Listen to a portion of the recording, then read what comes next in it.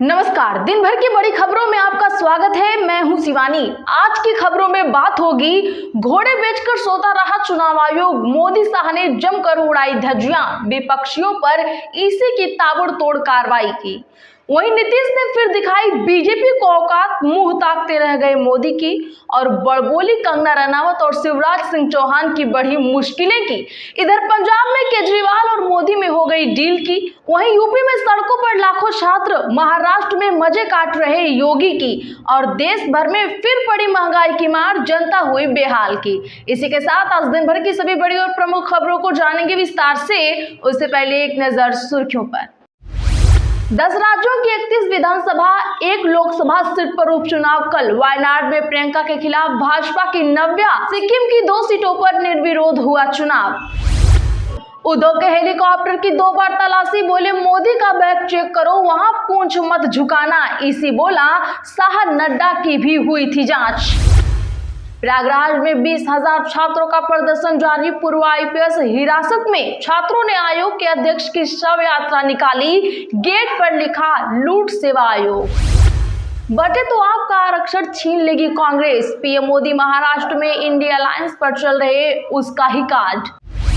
झारखंड बंगाल में वोटिंग से पहले ईडी की छापेमारी, 17 जगहों पर सर्चिंग जारी। बांग्लादेशी घुसपैठ और मनी लॉन्ड्रिंग से जुड़ा है मामला। कंगना 28 नवंबर को हाजिर हो, आगरा कोर्ट का आदेश। नोटिस जारी कर जवाब मांगा, किसान आंदोलन पर की थी गलत टिप्पणी। जमीयत उलमा का फरमान, मुस्लिम इंडिया को वोट दें। वोटिंग से एक दिन पहले लोहरदगा में पत्र हो रहा वायरल। बीजेपी सांसद निशिकांत दुबे भड़के। पंजाब में आम आदमी क्लिनिक के बदलेंगे नाम। केंद्र और पंजाब सरकार बना रही रणनीति। रुका हुआ एनएचए में फंड हासिल करने की कोशिश। झरिया में कमल का बटन दबाएं, करंट इटली में लगे। अमित शाह के बिगड़े बोल, कहा इंदिरा गांधी भी आई तो नहीं वापस होगा आर्टिकल 370। ट्रायल कोर्ट में होगी शिवराज बीडी भूपेंद्र सिंह की पेशी। विवेक तनखा मानहानि मामले में सुप्रीम कोर्ट से राहत नहीं, पक्षकारों से 4 हफ्तों में मांगा जवाब। क्या महाराष्ट्र चुनाव में बांटा जा रहा पैसा? संजय राउत ने विपक्ष पर लगाए गंभीर आरोप, ईसी से भी किया सवाल। दिल्ली शराब नीति घोटाला, हाईकोर्ट ने केजरीवाल की याचिका पर प्रवर्तन निदेशालय से मांगा जवाब।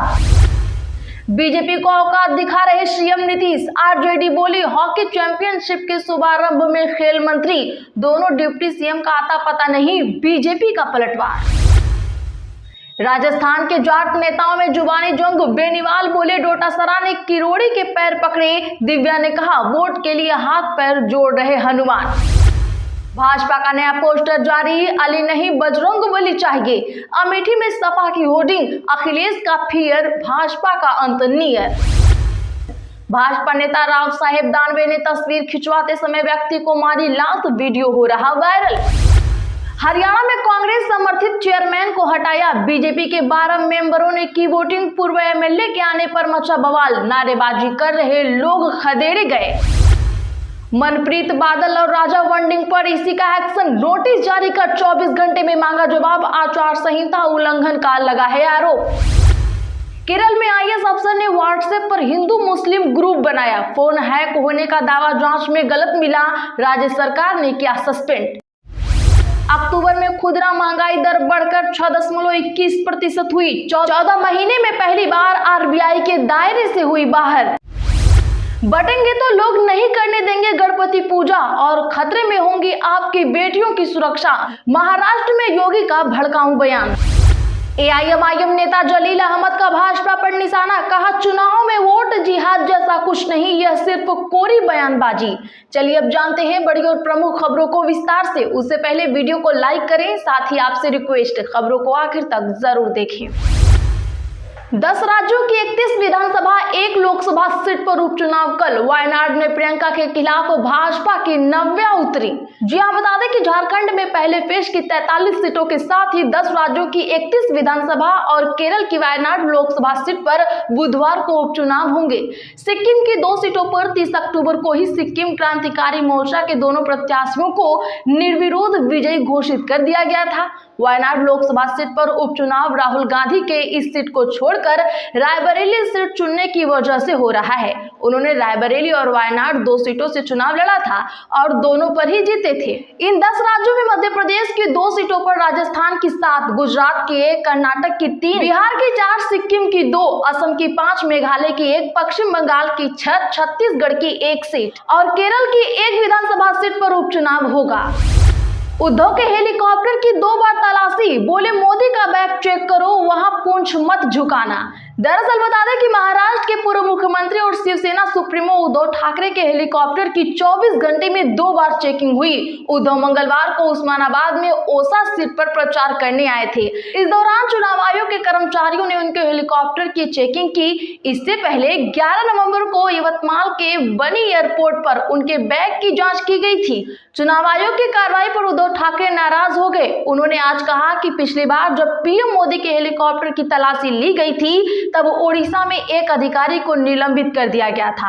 आपने मेरे बैग की जांच की, कोई बात नहीं, लेकिन मोदी और शाह के बैग की भी जांच होनी चाहिए। उद्धव ने अधिकारियों के बैग चेक करने का वीडियो बनाया और सोशल मीडिया पर शेयर कर कहा, मेरा बैग चेक कर लीजिए, चाहे तो मेरा यूरिन पॉट भी चेक कर लीजिए, लेकिन अब मुझे मोदी के बैग चेक करते हुए भी आप लोगों का वीडियो चाहिए। वहां आप अपनी पूंछ मत झुका देना, ये वीडियो मैं रिलीज कर रहा हूं।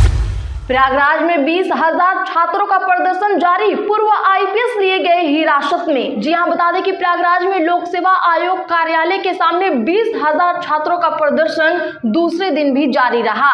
छात्रों ने थाली बजाकर विरोध जताया, बैरिकेडिंग पर चढ़ गए। यही नहीं, आयोग के मेन गेट पर कालिक से लूट सेवा आयोग लिख दिया। पुलिस यह सब देखती रही। छात्रों के प्रदर्शन में शामिल होने जा रहे पूर्व आईपीएस अमिताभ ठाकुर को भी पुलिस ने हिरासत में ले लिया। इधर छात्रों के प्रदर्शन पर सियासत भी शुरू हो गई है। डिप्टी सीएम केशव मौर्य छात्रों के समर्थन में उतर आए, कहा कि अधिकारी छात्रों की मांग को संवेदनशीलता से सुने और जल्द समाधान निकालें। सुनिश्चित करें कि छात्रों का कीमती समय आंदोलन में नहीं, एग्जाम की तैयारी में लगे। वहीं अखिलेश यादव ने कहा कि योगी बनाम प्रतियोगी छात्र जैसा माहौल है। भाजपा के पतन में ही छात्रों का उत्थान है। भाजपा और नौकरी में विरोधाभासी संबंध है। जब भाजपा जाएगी तभी नौकरी आएगी। अब क्या भाजपा छात्रों के हॉस्टल या लॉज पर बुलडोजर चलवाएगी? बीजेपी को औकात दिखा रहे हैं सीएम नीतीश। आरजेडी बोली, हॉकी चैंपियनशिप के शुभारंभ में खेल मंत्री, दोनों डिप्टी सीएम का अता पता नहीं। जी हां, बता दें कि सीएम नीतीश कुमार ने राजगीर में एशियन महिला हॉकी चैंपियनशिप का शुभारंभ किया। वहीं अब इस मामले में आरजेडी प्रवक्ता शक्ति सिंह ने कहा कि कल महिला हॉकी चैंपियनशिप ट्रॉफी का उद्घाटन मुख्यमंत्री ने किया, लेकिन खेल मंत्री का तो अता पता ही नहीं, वह कहां है। गठबंधन में कुछ बड़ा होने वाला है। कार्यक्रम के दौरान दोनों डिप्टी सीएम भी नहीं दिखे। बीजेपी नीतीश कुमार पर सत्ता अपने हाथों में लेने का दबाव बना रही है, लेकिन नीतीश कुमार ने आहत होकर दोनों डिप्टी सीएम को राजनीतिक लात मारा, बुलाया तक नहीं। यह सरकार सिर्फ सत्ता की लड़ाई के लिए चल रही है, इसमें कोई मेल नहीं है। सत्ता की मलाई खाने के लिए भारतीय जनता पार्टी हर अपमान को सहने के लिए खड़ी है। लोग सब कुछ देख रहे हैं, लेकिन भारतीय जनता पार्टी चुप्पी साधे हुए है। नीतीश कुमार उनको औकात दिखा रहे हैं। दर्शकों, वैसे आपको क्या लगता है? कमेंट जरूर करिए। जमीयत उलमा का फरमान, मुस्लिम इंडिया को वोट दें। वोटिंग से एक दिन पहले लोहरदगा में पत्र हो रहा वायरल। बता दें कि झारखंड में पहले चरण की वोटिंग से पहले माहौल गर्म हो गया है। देश की मौजूदा हालात को बताते हुए जमीयत उलमा की लोहरदगा इकाई ने इंडिया ब्लॉक को वोट करने की अपील की है। इस पर गोड्डा से भाजपा के सांसद निशिकांत दुबे ने सवाल खड़े किए हैं। दुबे ने एक्स पर लिखा है, क्या यह देश के मुसलमानों के कानून से चलेगा? उन्होंने लिखा है कि यह फतवा भारत की एकता और अखंडता पर प्रहार है।